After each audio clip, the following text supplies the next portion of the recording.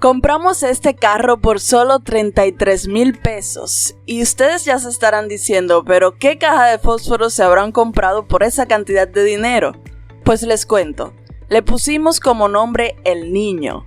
El vehículo es un Peugeot 306 de 1998. Es un sedán muy lindo en mi opinión. Les voy a enlistar lo bueno, lo malo y lo feo de este 306. Empecemos por lo bueno. Número 1. El carro enciende y corre como si no hubiera mañana. Cuando lo compramos, lo trajimos desde Boca Chica hasta La Romana, encendido sin batería. O sea, que si se apagaba, iba a ser un problemón. Antes de continuar, déjenme decirles que esto será una serie de videos en la que les mostraremos todo lo que le hemos reparado al niño con muy poquito dinero y con todo lo que tenemos a nuestro alcance. Créanme que hemos utilizado hasta manos de pilón y switches de bombillos para hacerle arreglos. Pero continuando, la segunda cosa muy buena que tiene el vehículo es el motor. Les explico. Aquí en República Dominicana, donde vivimos, a las personas no les gusta comprar vehículos europeos. Por si no lo sabían, Peugeot es una marca francesa de vehículos y las piezas de los vehículos europeos son bien caras y difíciles de encontrar, por lo que aquí las personas prefieren marcas como Toyota, Honda, etc. Pero este niño vino con su pan bajo el brazo, pues tiene una adaptación de motor 5A de Toyota Corolla de 1990, que todo mecánico que lo ha visto dice wow, tienen un muy buen motor.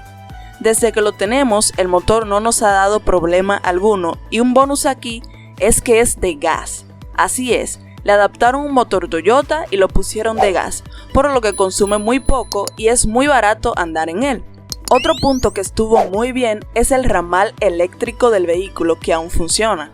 A ver, la mayoría de los problemas que tenía el carro eran de partes eléctricas que no funcionaban, pero al encenderlo prendían las luces del tablero, las del techo, las direccionales y demás, lo que créanme es algo súper bueno.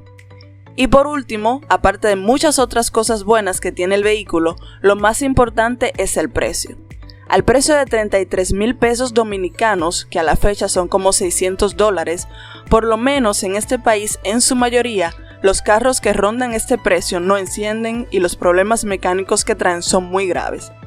Ya así, entrando a lo malo que tiene el carro, nos encontramos con los siguientes problemas que había que arreglarle. No tenía batería, había que cambiarle la bomba de agua, la llave no giraba, había que cambiarle algunos aceites y el refrigerante. Las ventanas eléctricas, que son las dos de adelante, ya que las de atrás son manuales, no funcionaban. No tenía bocinas ni radio. Las gomas estaban dañadas. Los limpiaparabrisas no funcionaban. El claxon no funcionaba.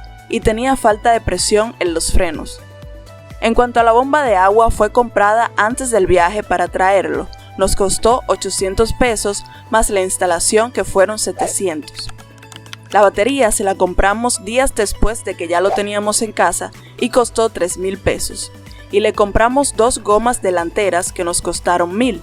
El video de cómo arreglamos el problema de que la llave no giraba ya está subido al canal y lo pueden ver en esa tarjeta que les sale aquí arriba en pantalla. Después de esto, lo demás verán cómo lo hemos estado arreglando en los próximos videos. Y ya para terminar, lo feo del vehículo es que está sumamente sucio. Debajo del capó las cosas estaban muy feas y tenemos el video de los cambios que le hicimos. Nos quedó de película, ya verán.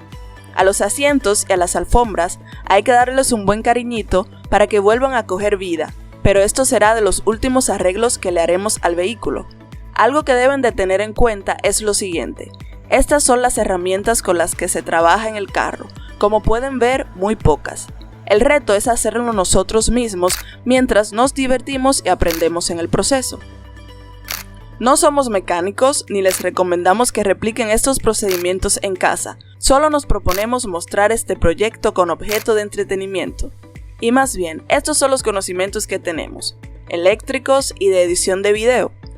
Pero acompáñennos, será una serie de videos muy divertida con soluciones muy creativas a los problemas que presentaba el vehículo.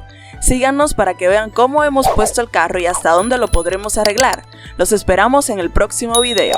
¡Hasta la próxima!